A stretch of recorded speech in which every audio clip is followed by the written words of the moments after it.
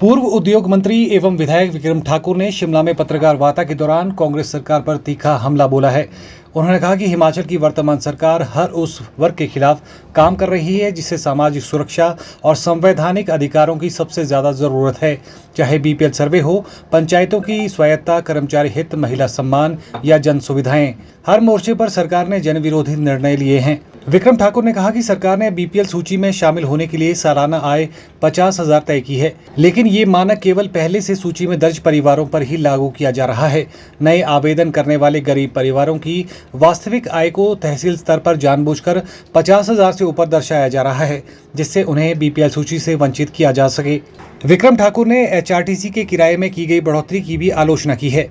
5 रुपए की जगह अब 10 रुपए न्यूनतम किराया कर दिया गया है और नारी को नमन योजना, जिसमें महिलाओं को 50% छूट मिलती थी, उसे अब शहरी क्षेत्रों में बंद करने की योजना है। उन्होंने कहा कि ये महिला सशक्तिकरण के नाम पर एक धोखा है। देश की जो सरकार इस समय आदरणीय श्री सुखविंदर सिंह सुक्खू जी के नेतृत्व में चल रही है, मेरा ये मानना है और आम जनमानस भी ये महसूस करता है कि सुक्खू सरकार हर किसी प्लेटफॉर्म के ऊपर फेल हुई है। और इस सरकार का अगर तुलना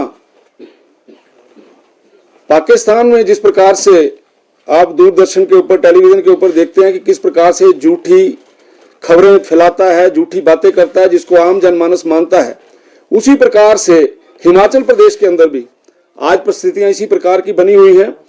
और मेरा यह भी मानना है कि जिस समय आज हम सब लोग देश प्रेम की बात करते हैं, वो इसलिए हम देश प्रेम की बात करते हैं कि जो देश का शासक है वो जनता के प्रति समर्पित है और जनता को भी ये लगता है कि हमें अपने देश के लिए खड़े होना चाहिए।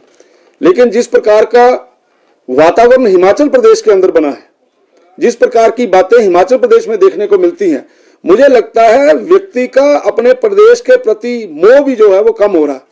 उसको ऐसा लगता है कि ये जो सरकार काम कर रही है, ये सरकार जो काम कर रही है उस वो आम व्यक्ति के विरोध में है। और उसी के संदर्भ में मैं कुछ बातें आपके बीच में रखना चाहता हूं।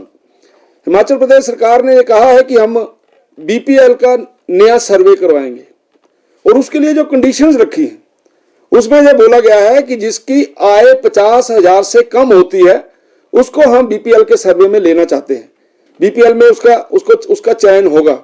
और आपके ध्यान में रहे कि पूरे हिमाचल प्रदेश के अंदर जो व्यक्ति बीपीएल में नहीं है, उस व्यक्ति की आय 50,000 से कम ना तो विभाग लिख रहा है, ना पटवारी लिख रहा है, ना प्रधान लिख रहा है। वो कहते हैं पहले आप बीपीएल में होंगे तभी आपकी आय जो है वो 50,000 से कम लिखी जाएगी। तो इस प्रकार का तुगलकी फरमान जो सुखविंदर सिंह सुक्खू जी की सरकार ने दिया है, मुझे लगता है उनके ध्यान में यह विषय है या नहीं है, क्योंकि ये पर्टिकुलर डिपार्टमेंट ने इसको सारे को किया है। मुझे लगता है इसकी तरफ ध्यान देना चाहिए। पहले यह बोला गया था कि हमारे समय में 2 हेक्टेयर भूमि जो है वो पात्र व्यक्ति के पास होनी चाहिए, उस भूमि को भी 1 हेक्टेयर कर दिया। पहले ये होता था, अभी किसी व्यक्ति ने एक मकान बनाया हुआ है किसी स्कीम के अंतर्गत, उस व्यक्ति को भी अब बीपीएल में नहीं लिया जाएगा। और पिछली जयराम ठाकुर जी की सरकार में अगर किसी के पास कोई बड़ा मकान है उसको हम बीपीएल के दायरे से बाहर रखते थे। मुझे ऐसा लगता है कि इस प्रकार के जो तुगलकी फरमान है इसके ऊपर सरकार को ध्यान देना चाहिए। और यह भी देखा गया है कि जो पंचायती राज सिस्टम के अंदर पंचायतों की शक्तियों को कम किया गया है, वो शक्तियां जो है वो अधिकारियों को दे दी गई हैं। जैसे अभी एक आगे विषय आएगा कि सरकार का यू टर्न कैसे रहता है। ई टेंडरिंग का विषय आया कि जो पंचायतों के अंदर काम होंगे उसके लिए ई टेंडरिंग होगी। जिस समय इन्होंने देखा कि ये तो मूर्खों वाला फरमान हमने कर दिया है, तो इन्होंने ई टेंडरिंग के बाद इन्होंने बोला कि ये बीडीओ करेगा टेंडरिंग। प्रधान उसके ऊपर खूब भटके, तो जिस समय प्रधान भटके तो उन्होंने अब दोबारा से प्रधानों को वो शक्तियां दे दी हैं। लेकिन आपके ध्यान में रहे कि अब भी जो बीडीओ है वो आपके, ये बंद करो यार, ये क्या लगाया है, बीच में आवाज आ रही है, करो, कंटिन्यू करो। और जो ई टेंडरिंग वाले विषय में बोल रहा हूं, आज भी जो बीडीओ ऑफिस है वो बीडीओ ऑफिस, जो टाइलें लगाई जाएंगी वो बीडीओ ऑफिस देखेगा। इससे शरेआम पता लगता है कि कोई ना कोई भ्रष्टाचार हो रहा है, कोई ना कोई तालमेल हो रहा है, किसी ना किसी तरीके से अपने व्यक्तियों को खुश करने के लिए इस प्रकार का काम किया जा रहा है। आपके ध्यान में और रहे कि आम जनमानस क्यों परेशान है।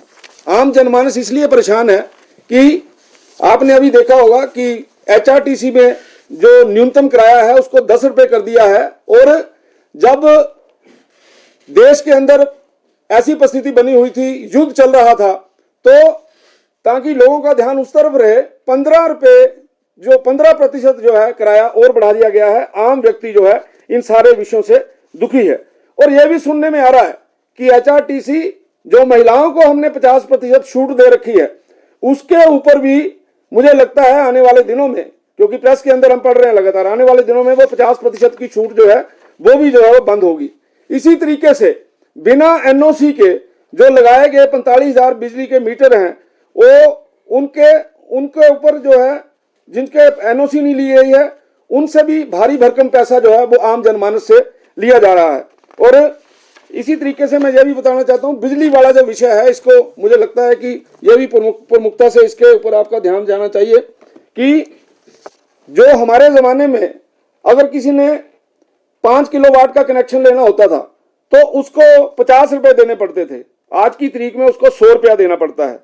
5 किलोवाट के कनेक्शन से आगे के लिए 100 देना पड़ता था, आज की तारीख में उसको 200 देना पड़ रहा है। 10 केवी के लिए हम 250 रुपए लेते थे और आज की तारीख में वो 400 रुपया देना पड़ रहा है।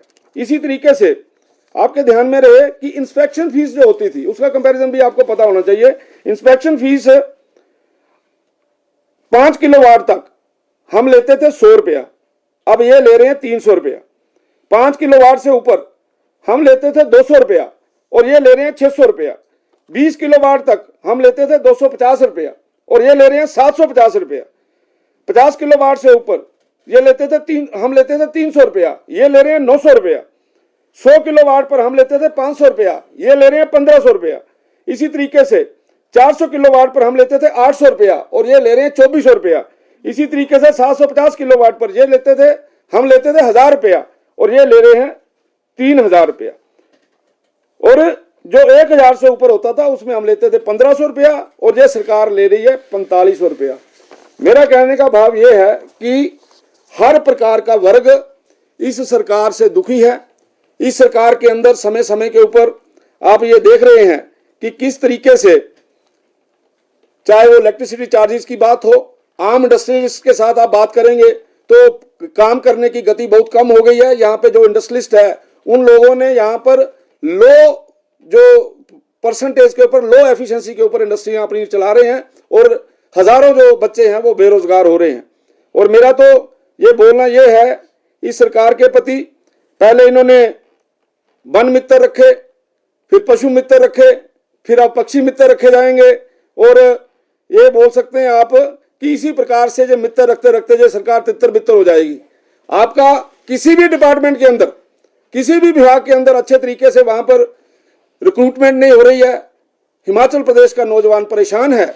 इसलिए आप सब लोगों के माध्यम से मैं सरकार को जो सचेत करना चाहता हूं कि वो आने वाले दिनों में जो वो निर्णय ले रही है उन निर्णयों के ऊपर ध्यान दे, उन निर्णयों को लोक हित में कन्वर्ट करे ताकि आम जनमानस को राहत की सांस मिले। Bureau report, channel 9, Shimla.